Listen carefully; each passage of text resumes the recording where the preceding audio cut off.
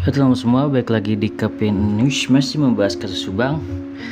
Membahas apa kita hari ini? Jadi pada hari ini gue akan bahas tentang Danu ya teman-teman. Jadi eh, menurut gue Danu ini sangat diperlakukan istimewa oleh kepolisian ya teman-teman. Jadi memang dari awal pada saat Danu ini diajukan oleh pengacaranya ya untuk dijadikan justice collaborator, itu benar-benar diterima oleh LPSK dengan baik, dan dari situ memang gua termasuk orang yang sangat percaya bahwasannya Danu akan dijadikan JC ya teman-teman.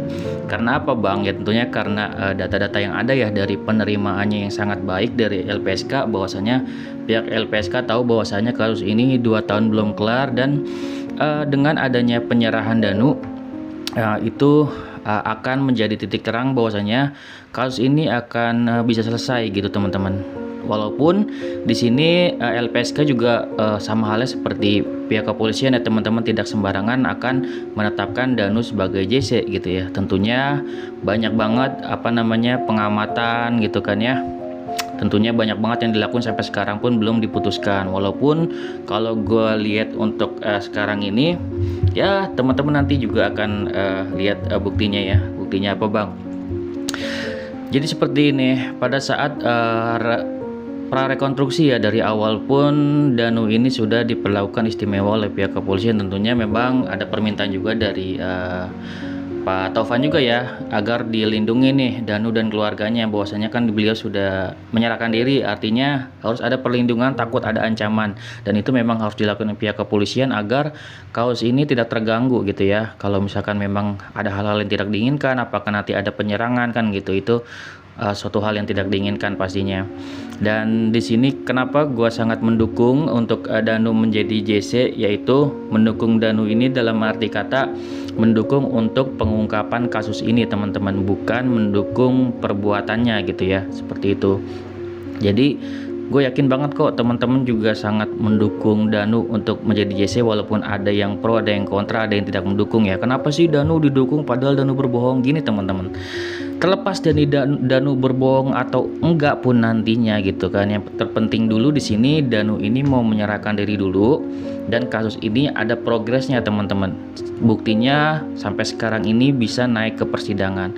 Tentunya nanti Danu berbohong atau Pak Yosep yang berbohong, itu kan nanti akan ditentukan di persidangan teman-teman. Jadi gua mengapresiasi Danu dalam arti kata dia mau menyerahkan diri dan mau mengungkapkan kasus ini. Nah nantinya terlepas dia berbohong atau enggak, tentunya nanti kan akan ketahuan teman-teman di persidangan nanti kan, kayak gitu. Coba teman-teman apakah ada yang berpikir sama ataupun enggak gitu ya. JC itu kan ya mau dia dapat JC atau enggak kan dia tetap mendapatkan hukuman teman-teman, karena sudah menyerahkan diri. Seperti itu. JC itu ya tentunya yang menentukan kan bukan kita nih, yang menentukan orang yang profesional di bidangnya yaitu LPSK. Dia yang menentukan kan, dia yang menentukan apakah Danu berhak atau enggak kan, tentunya dicek tuh dari keluarganya pada setuju enggak. Tentunya kan awalnya Yoris aja sampai enggak setuju ya, karena ya mungkin kan keluarganya yang di lakukan seperti itu, walaupun kita juga nggak tahu nih Yoris terlibat atau enggak gitu kan ya. Dan akhirnya kan Yoris mau lah ya untuk legowo gitu, untuk terima Danu setuju sebagai justice collaborator agar bisa mengungkap kasus ini dengan tanda kutip bahwasanya apa yang dilakukan Danu selama ini, misalkan kebohongan atau apa Yoris ini pengen Danu ini tetap mendapatkan ganjarannya gitu ya, berkata tetap memberatkan yang namanya Danu gitu. Dan gue yakin teman-teman juga setuju gitulah. Memang ya baiknya ya sudah harus setuju sih, karena dalam arti kata gini, oke, misalkan Danu menjadi justice collaborator, tapi tidak memungkiri bahwasanya hal-hal yang memberatkan Danu dulu, misalkan dia akan berbohong atau kayak gimana gitu kan ya. Walaupun ya kita tahu sendiri ya, terbukti bahwasanya Danu berbohong karena memang ada ancaman dan tekanan gitu ya, seperti itu. Dan itu kan tentunya yang berhak nanti untuk menghukum Danu segala macam hukumannya berapa, tentunya kan hakim ya teman-teman, bukan kita, tapi kita tentunya berhak berpendapat lah ya, kayak gitu. Dan juga gue mau bilang apa ya, oh ya, Danu kan diperlakukan istimewa. Buktinya apa bang?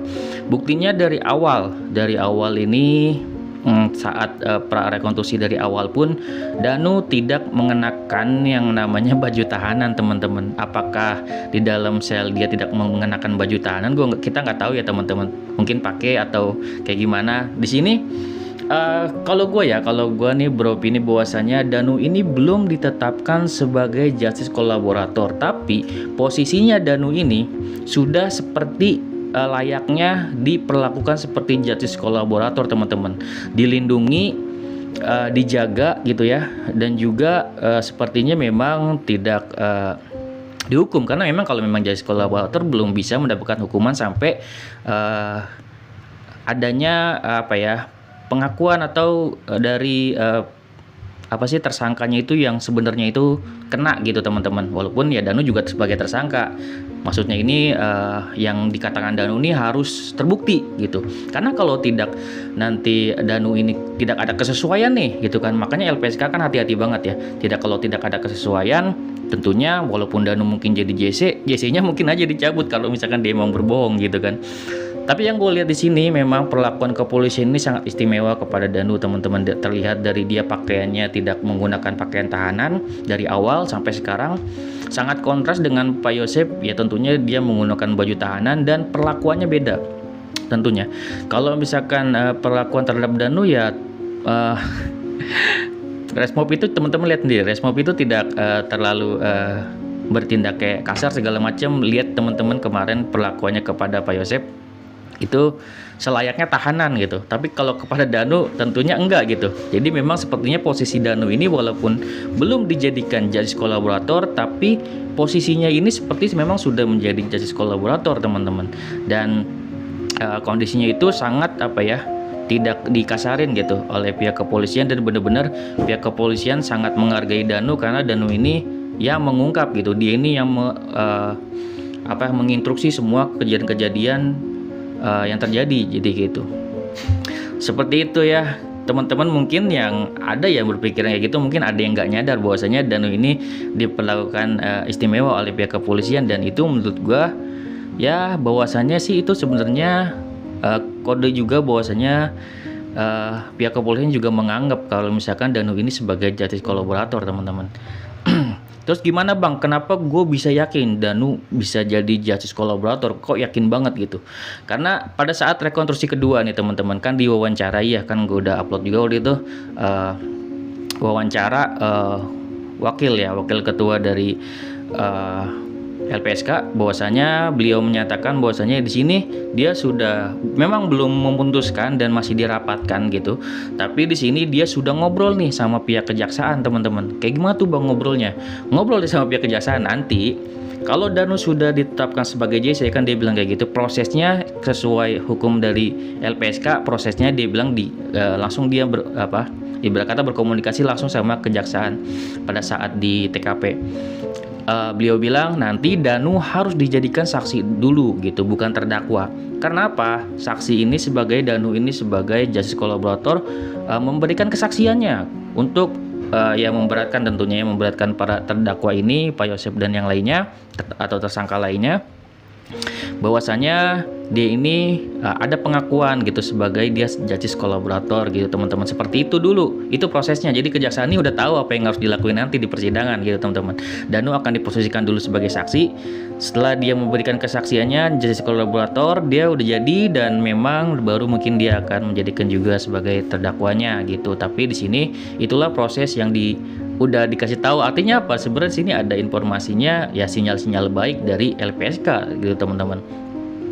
Walaupun sampai sekarang LPSK masih bilang memproses, tapi kenyataannya apa yang dilakukan kepolisian ini melakukan perlakuan terhadap Danu itu lebih istimewa daripada Pak Yosep, teman-teman. Bisa teman-teman lihat sendiri kemarin rekonstruksinya ya. Ya tentunya Pak Yosep diperlakukan sebagai layaknya tahanan yang melakukan rekonstruksi gitu. Kayak ya dipegang gigit kan, digigit pala-palanya benar-benar ya terlihat kasar lah gitu ya. Namun ya itulah, bukannya bermaksud bertindak kasar, tapi memang seperti itulah pada dasarnya yang harus dilakukan pihak kepolisian terhadap tahanan, teman-teman.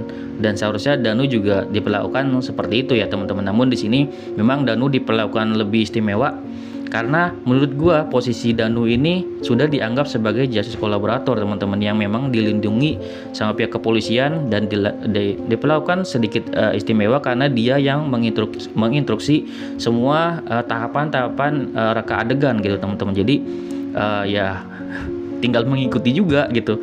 Pihak kepolisian tinggal mengikuti apa yang dikatakan Danu. Nah, terlepas Danu ini bohong atau enggak, nah ini kan kita syukurinya gini teman-teman. Kalau gua syukurinya bahwasanya kasus ini ada kemajuan, dan kita tuh kan mengharapkan nanti kebenaran siapa nih yang benar gitu, apakah Danu, apakah Pak Yosep. Kalau dari bukti-bukti yang ada, tentunya di sini sangat memberatkan yang namanya Pak Yosep ya, secara tertulis lah gitu kan ya, sudah ada bukti-buktinya, ada pihak anggota kepolisian yang terlibat, jadi memang sudah sangat memberatkan namanya Pak Yosep gitu ya.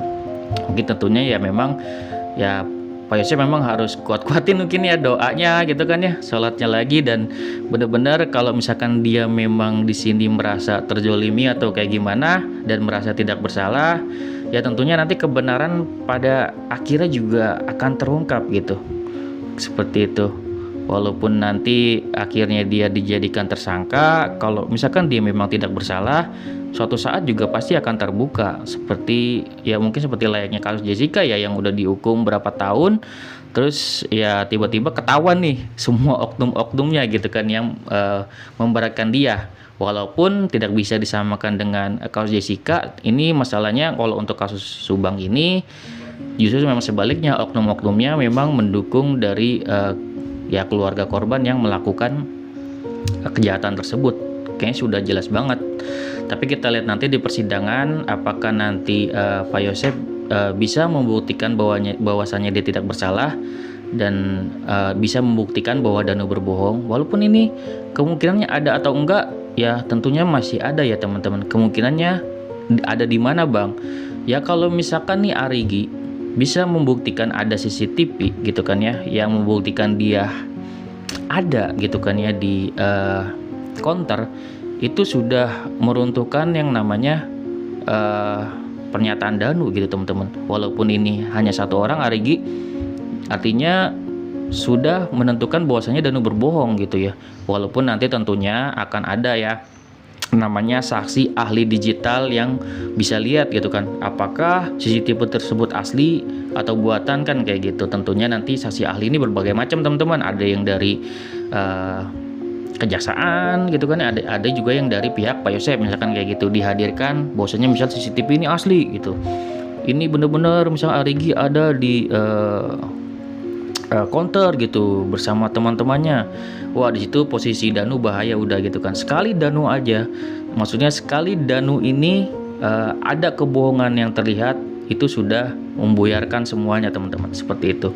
Jadi segala sesuatunya masih bisa terjadi. Tentunya di sini kita tetap memihak kebenaran siapapun yang bersalah, maupun Pak Yosep maupun Danu, ya harus dihukum seberat-beratnya ya teman-teman. Tentunya ya untuk Danu sebagai justice kolaborator tentunya akan mendapatkan keringanan ya, tentu paling ringan ya, bisa 1 tahun penjara, 2 tahun atau 3 tahun. Tentunya juga akan dapat ya tentunya ada keringanan, dipotong berapa bulan gitu kan, biasanya seperti itu. Oke, segitu ya video dari gue, semoga bermanfaat. Wassalamualaikum warahmatullahi wabarakatuh. See you next video teman-teman.